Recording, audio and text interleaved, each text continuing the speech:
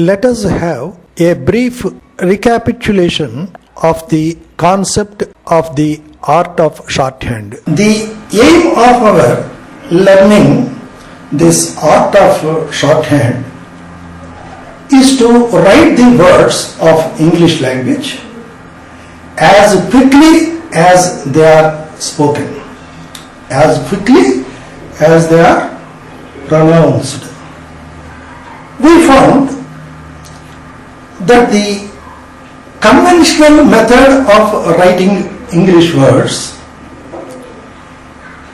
is difficult to follow for fast writing, because the words to be written are based on spelling structures, and again the spelling structures are based on an irregular method of selecting letters from alphabet. In the word cycle, first letter C gives the sound of S. Next letter Y, it gives the sound of I. Next letter C, again it gives the sound of ik, that is K. Then last letter E, it is silent. In the word talk, the second letter A gives the sound of O, but the letter is only A. Then the third letter L is silent in the word talk. Then what is the use of writing L? In the third example, psychology, P is silent, that is waste letter. Y gives the sound of I.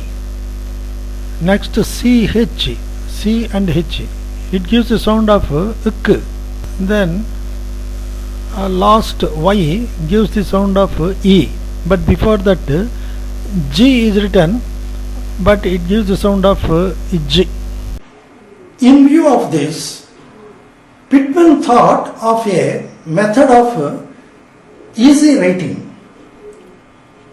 of the English words based on the sounds they produce. We found that the whole English language comprises of 24 consonants and chiefly 12 vowel sounds. So the word is nothing but a composition of consonants and vowels. Once we record these consonants and vowels of the words, it is enough to say that we have written the word, that we have recorded the word. In this context, Pitman chose to symbolize the consonantal sounds with geometric simple forms based on a line and a shallow curve, and the vowels with the signs of a dot and a dash, as can be seen in this chart.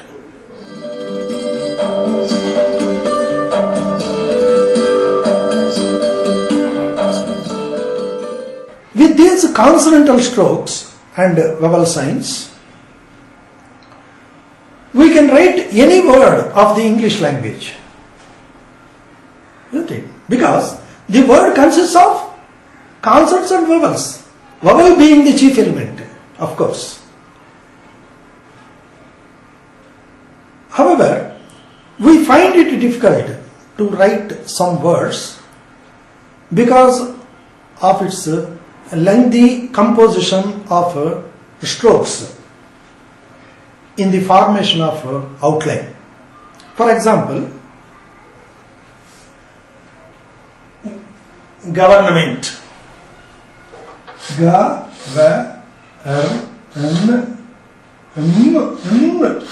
This is a very big outline. It is very difficult to write. Instead of writing this, we can write in longhand itself, GOVT, government, GOVT. We can write like this, isn't it? Another example, development,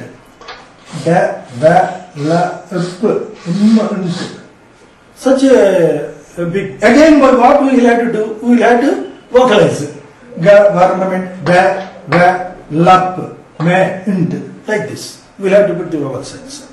So, we can write, because the English language words consists of consonants and vowels, and we have given symbols to 24 consonants and those 12 vowels. We have given dot and dash signs for the vowels. Therefore, what is after the word consists of vowels and consonants? Consonants and vowels. There are 24 consonants and 12 vowels. So we can write any word of the English language. But what is happening is, we know the consonant forms we are writing, and we know the vowel signs, we can put the vowel signs also.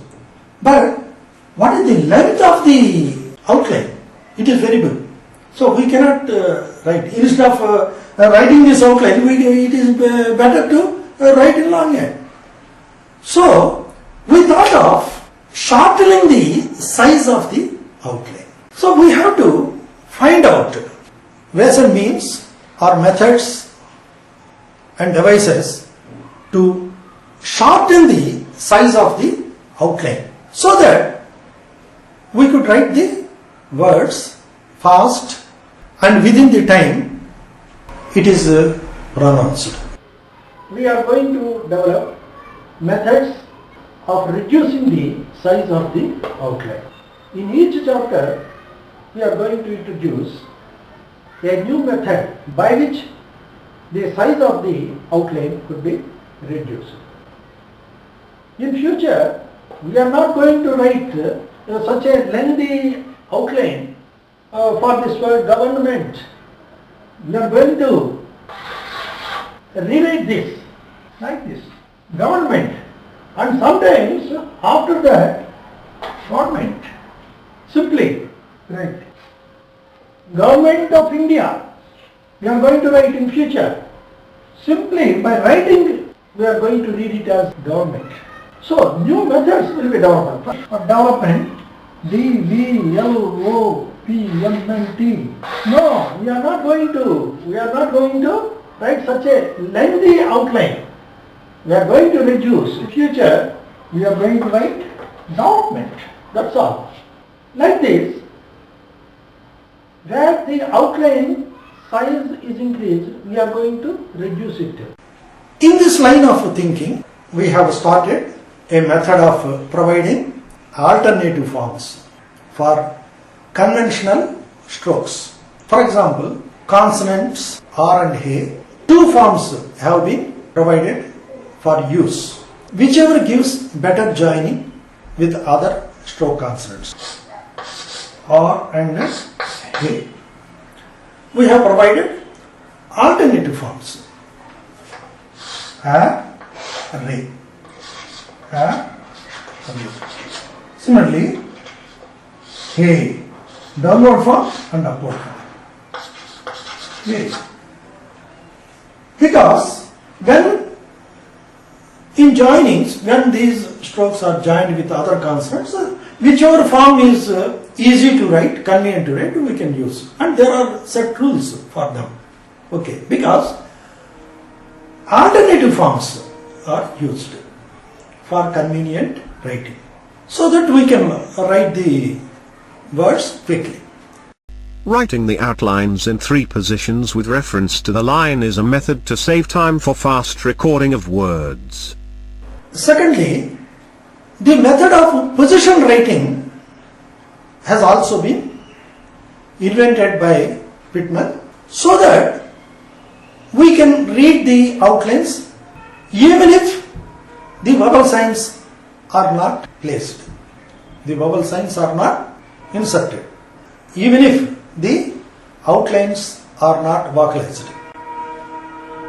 Even if the outlines are not vocalized. That means without putting the vowel signs, we can produce sounds. We can read the outline. For example, see. We can easily read it as read, wrote, according to the context. So without even putting the vowel sign, we are able to, like, for example, another.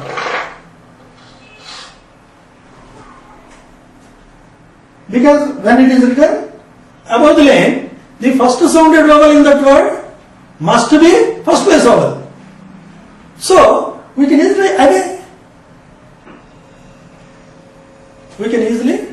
read it.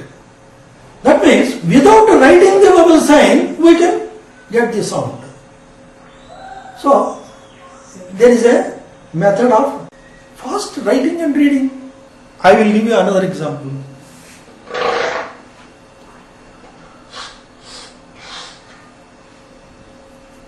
We can easily read it as academy. Above the line, first sounded vowel.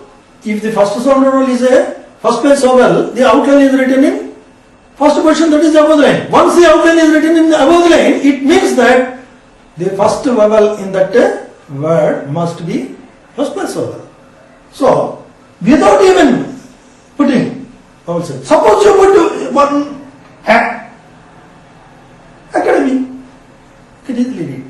So this facility is there. Without even placing vowel sign, we are able to read the words because the outlines are written in certain positions. There are set rules. All these devices, all these methods are meant for quick writing and quick reading. How fast you write, so fast you read. How fast you write, so fast you read it back. Pitman developed several methods of reducing, abridging, abbreviating or shortening the size of the outlines. So, we continue to find new methods and devices to shorten the size of the outline so that we can record the word sound within the time it is spoken. In this line of thinking, we are learning another new method by which the words are written quickly. There are certain words in the English language which are frequently used. Give some examples. Lata, give some examples. In, on, okay, Ramesh. But, to, for, it, had, like this. So there are certain words in the English language which are frequently used and they are spoken quickly. So we have to record them quickly and easily. For example, had. Had is a very common word, frequently used, isn't it? Suppose if you want to write had, how? Had. Now we have to write A, D, put the vowel above the line like this. But this is a frequently occurring word. So we will have to write it quickly within the time that is pronounced. Had. Then if we write the full outline, A, D and putting vowel sign and concentrating on the position writing and all that, very difficult, isn't it? Therefore, there is a method to write. For example, F or far. This is a very common word we will be using, isn't it? Far. Then what we will do? We have to use it, write the, put the vowel sign and all that. So very difficult. Every time. This is a very common word and frequently used. So in such cases, there is a method. What we say is, these very frequently used words, these are not only used very often, but also spoken quickly. And so, it becomes necessary for us to write these words quickly. So in order to write these such frequently occurring words quickly, we have a method. We have to reduce the size of the outline. We have to reduce the size of the outline so that we can write it quickly. So we got certain rules. Frequently occurring words are called grammarlogs, letter words, and the shorthand outlines for grammarlogs are called logograms, word letters. Frequently occurring words in the English language are called grammarlogs. Frequently occurring words in the English language are called grammarlogs, letter words. The outlines written for grammarlogs are called logograms. So these grammarlogs, which may also be called letter words, can be written easily. The shorthand form for a grammarlog is called logogram. Grammarlog, letter words, logogram. The shorthand forms for grammarlogs are called logograms. Grammarlogs are represented by single signs. The logograms need not be vocalized. Logograms are written above, on or through the line as instructed. These logograms can be written above the line, on the line, or through the line. For example, had. Had is a frequent occurring word, as I said. Had. Do. Difference. Difference. Through the line. Like this, frequently occurring words in the English language are represented by single signs. In each chapter, a list of grammarlogs are given. You are advised to memorize them, write several times, keep them in memory, and you will have to write them very fast. Let us see the examples of grammarlogs. And, very frequently used. A dot above the line, simply a dot above the line represents A or N. According to the context, we use A or N. The is a very common and very frequently used word. A dot on the line represents the. All. How you write B? The same shape, same angle, B. You write B, isn't it? B. What is the size? 1/6 of an inch. We write. So, in this, 1/4 size. Suppose this is of size half. In that again, half. How you write a dash vowel sound? Same dash. So, all. Thick. All. So, very easy to write. All. Two. According to the context, we use two. Same, thick dash on the line. Two. Light dash above the line represents half. Light dash above the line.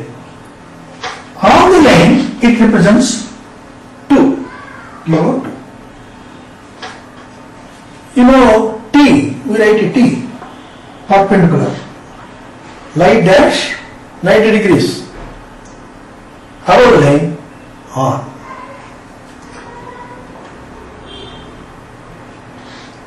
If you write that light dash on the line, it represents but.